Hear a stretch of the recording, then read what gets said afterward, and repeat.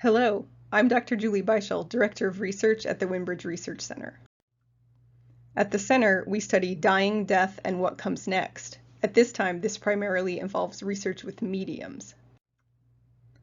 A medium is an individual who experiences communication from the deceased regularly, reliably, and on demand, and translates that communication into messages for the living loved ones of the deceased called sitters during a process called a mediumship reading. The research we perform with this group of mediums has three main arms. Information, in which we examine the accuracy and specificity of the statements mediums make during readings. Operation, which includes studies of medium psychology, physiology, and phenomenology, which is a fancy word for experiences. And application, which studies the practical social applications of mediumship, such as in order to address grief. Today, I'll be talking about medium psychology and physiology. So how do we study those? One way is through online survey questionnaires that we collect from people all over the US. We're often asked why we only collect questionnaire data from people in the US. This is mostly because before any survey can be appropriately used in research, it needs to be carefully vetted during a piloting process. This survey piloting process involves a lot of people and 4 stages of review. 1, by qualified research colleagues to ensure question completeness, efficiency, relevancy, scale, and format appropriateness. 2, by typical participants, in this case, Windbridge certified research mediums, taking the survey and giving feedback to the investigators. 3, by a small number of pilot respondents from the general population to examine survey language, question interpretation consistency, and logical sequencing. And 4, by a final check in-house to catch any inadvertently introduced typos or errors. We don't know this many people in, say, Spain to do this vetting process. We can't just use Google Translate and hope for the best, that the questions are appropriate, that they aren't offensive, that they're relevant considering a different cultural setting, that they accurately reflect the phenomenon in Spain, etc. So we stay close to home with our surveys where we are confident in our understanding of the language and the phenomenon under investigation. Our hope is that researchers outside the US can build off of our work and create versions of our surveys that are relevant to their local populations. The aim of the survey studies I'll be covering today was to identify potentially unique demographic, biological, cognitive, psychological, physiological, and experiential characteristics of self-identifying mediums in the US. And how do we discover if characteristics are unique to mediums? We surveyed people who identified as mediums and people who identified as not mediums and compared their responses. In the first survey, which was called the OCTO study, we collected online survey responses to 8 questionnaires from 316 mediums and 1,068 non-mediums. Here's what we found. From our basic demographics questions, we found that there were no differences between groups in age, race, sex assigned at birth, or current gender identity. When we put out the call for volunteer research participants for the study to our email list and social media, this was the demographic profile of the people who responded. Generally, the population for this study was mostly white, cisgender women over 40 interested in mediumship research.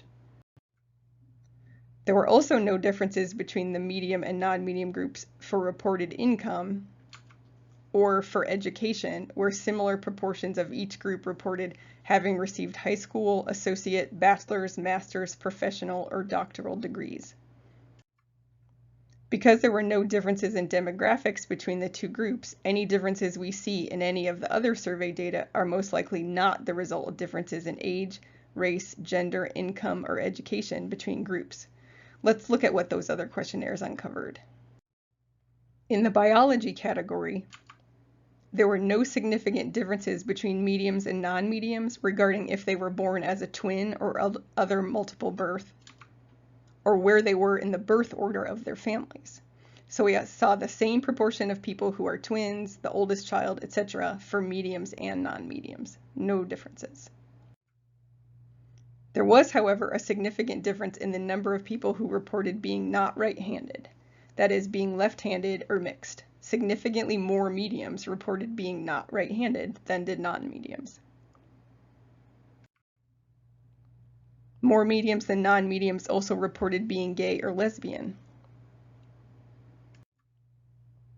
In the cognitive category, we asked, compared to most people, do you feel that you are more sensitive or have a strong reaction to any of the following? And then we listed 24 factors, including lights, sounds, substances, temperatures, and pressures. Compared to non-mediums, mediums reported being sensitive to a significantly higher number of those factors.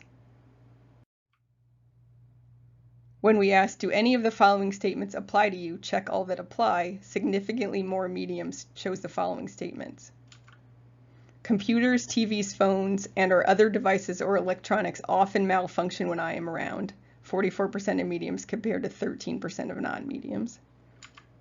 I have or had a speech or learning disorder such as dyslexia or attention deficit hyperactivity disorder, ADHD. 26% of mediums compared to 15% of non-mediums. And I am naturally creative or artistic. 80% of mediums agreed with this statement compared to 51% of non-mediums.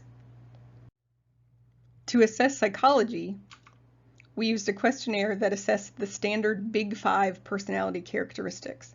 The acronym OCEAN is used to remember that the five are openness to new experiences, conscientiousness, extroversion, which is a tendency to be social or outgoing, agreeableness, and neuroticism, which is a tendency to experience negative emotions or have emotional instability. What we found were significant differences in agreeableness and conscientiousness, with mediums scoring higher for those characteristics, and in neuroticism with mediums scoring lower than non-mediums. That is, the mediums were categorized as less neurotic than the non-mediums. There was no difference between groups for extroversion or openness. The finding that openness is similar between these two groups is not surprising, as even the predominantly female non-medium study volunteers from our email list are probably open to the idea of experiences like the kind that we study. However, this finding is most likely not representative or generalizable to a more diverse population. It is most likely not the case that most non-mediums out in the world are as open to new experiences as most mediums out in the world are. The mediums also scored significantly higher on an instrument called the Flourishing Scale that assesses psychological well-being, meaning that mediums have many psychological resources and strengths. I used a dog to represent this characteristic because who has greater psychological well-being than someone who is always in the present, who loves unconditionally, and who forgives effortlessly. To review the Survey 1 Octo study results, compared to non-mediums, mediums scored significantly higher on assessments of being not right-handed, being gay or lesbian, being sensitive to environmental and other stressors, being jinxes around electronics, having learning or speech disorders, being creative or artistic, being agreeable and conscientious, and having many psychological resources. Mediums scored significantly lower than non-mediums in an assessment of neuroticism. For Survey 2, participants from the Octo study were invited to complete additional questionnaires.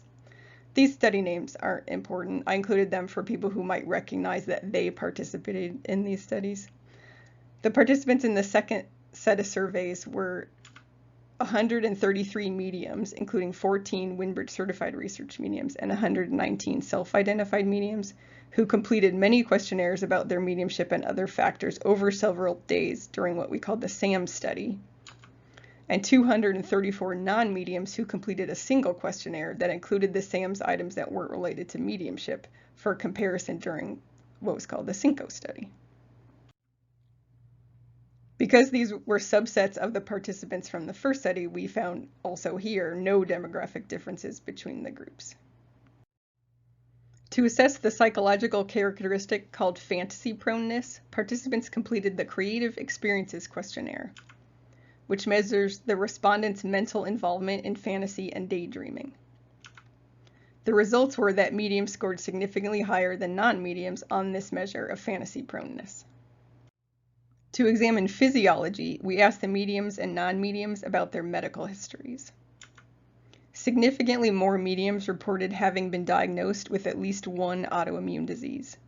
When we asked respondents to select health symptoms they'd experienced in the last 5 years from a list of roughly 80, mediums reported a significantly higher number of symptoms than did non-mediums.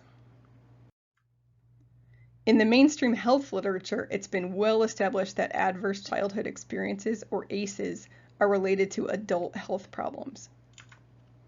The SAMS and CINCO studies included the Childhood Abuse and Trauma, or CAT scale, and mediums reported experiencing a significantly higher level of abuse than did non-mediums. The link between childhood trauma and psychic ability is also relatively well established. For example, it has been previously reported that people who scored high on laboratory tests of psychic ability, or psi, were more likely to report high levels of family tension. And stress in early childhood tends to create greater than average psychic powers in adults. It has been proposed that this happens because children in adverse environments may need to find new ways to know how and when the next dangerous event is coming, so they develop psychic abilities to predict these events. Trauma may also disrupt a child's energetic systems, which allows for the development of psychic abilities. Psychological dissociation is a common aspect of childhood trauma, and it has been proposed that dissociation may be a necessary component of psi experiences. For example, one research group from Scotland studying childhood experiences and paranormal beliefs and experiences reported in 1995 that trauma causes fantasy causes experience. Specifically, they reported that traumatic experience may, quote, leave a child feeling as though they are powerless. In the struggle to regain control, some may turn inwards to their own unique, private inner life of fantasy friends and make-believe realms, and in doing so, may permanently open doors to heightened visualization ability.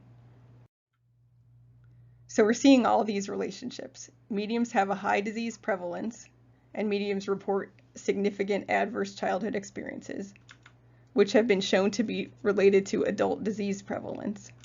Mediums also score high on a measure of fantasy proneness, which may be related to adverse childhood experiences.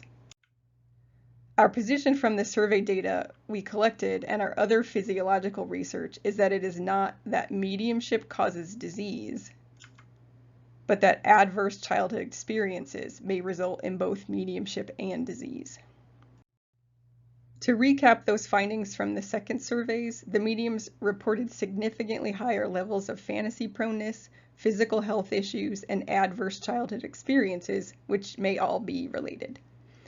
It's important to stop and note here that not all mediums experience childhood trauma, and not all people with childhood trauma became mediums. Also, there's no evidence that adult trauma is related to psychic ability. Therefore, please do not endanger yourself or any children in an attempt to induce psychic phenomena. Thank you.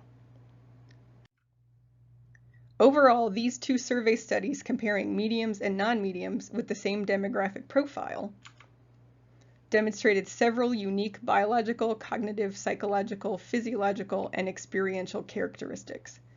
It's important to stop again here and note that these are not my opinions about the characteristics of U.S. mediums.